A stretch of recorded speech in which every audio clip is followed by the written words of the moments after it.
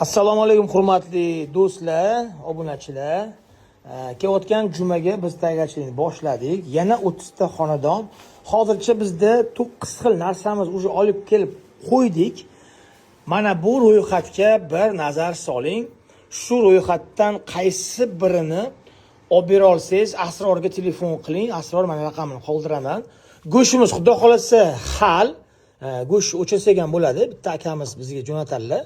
Lekin qolgan birontasi olinmagan, ya'ni hozircha 30 ta xonadonni 9 xildan produktasi tayyor.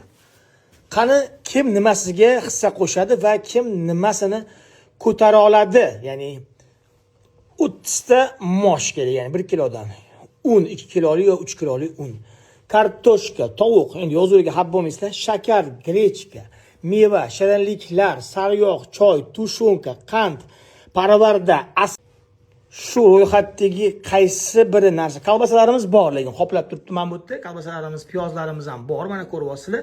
Bu yerda faqatgina bo'lsa yomon bo'lmasdi degan produktlar ro'yxati.